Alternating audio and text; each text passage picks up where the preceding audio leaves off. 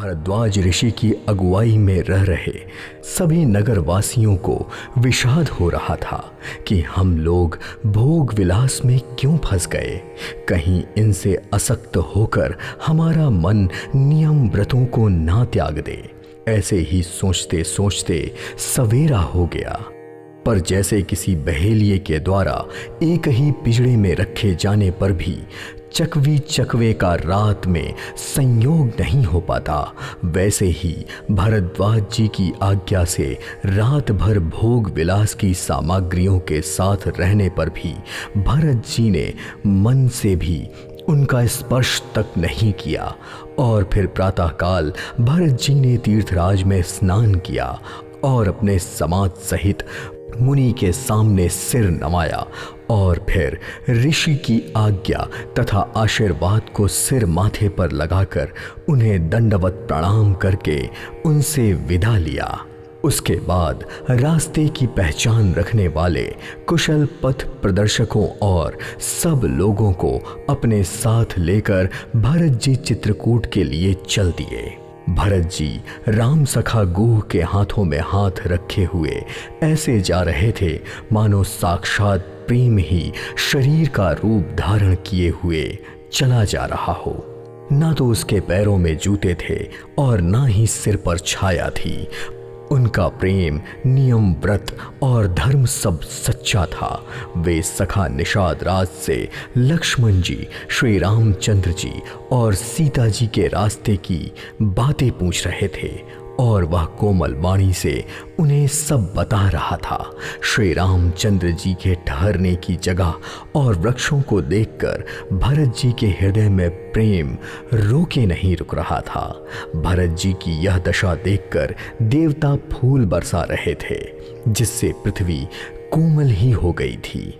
और जहां जहां से वह जा रहे थे वह मार्ग मंडल का मूल बन जा रहे थे। मार्ग में बादल छाया करते जा रहे थे। सुख देने वाली सुंदर हवा बह रही थी। भरत जी के जाते समय मार्ग ऐसा सुखदायक हो गया जैसा श्री राम जी के वन जाते समय भी नहीं हुआ था। रास्ते में असंख्य जड़ चेतन जीव एकत्रित थे। उनमें से जिनको प्रभु श्री रामचंद्र जी ने देखा था या जिन्होंने प्रभु श्री रामचंद्र जी को देखा था, वे सब उसी समय परम पद के अधिकारी हो गए थे। परंतु अब भरत जी के दर्शन ने तो उनका जन्म मरण का भय रूपी रोग ही मिटा दिया था। श्री राम दर्शन से तो वे पद के अधिकारी हुए ही थे, परंतु भरत दर्शन और राम दर्शन से उन्हें वह परम पद प्राप्त हो गया था। पर भरत जी के लिए यह कोई बड़ी बात नहीं थी, क्योंकि उन्हें तो श्री राम जी स्वयं ही अपने मन में स्मरण करते रहते हैं। जगत में जो भी मनुष्य एक बार नाम कह लेता है वह भी तरने तारने वाला हो जाता है। फिर भरत जी तो श्री राम जी के प्यारे तथा छोटे भाई ठहरे, तब भला उनके लिए यह मार्ग सुखदायक कैसे ना हो। साधु और श्रेष्ठ मुनि सभी आपस में ऐसा कह रहे थे और भरत जी को देखकर हृदय में हर्ष का लाभ ले रहे थे। भरत जी के इस प्रेम के भाव को देखकर देवराज इंद्र सोच में पड़ गए कि कहीं इनके प्रेम के वश में होकर श्री राम जी वापस ना लौट आए और हमारा बना बनाया काम बिगड़ जाए। मनुष्य जैसा स्वयं होता है, जगत में उसे वैसा ही दिखता है।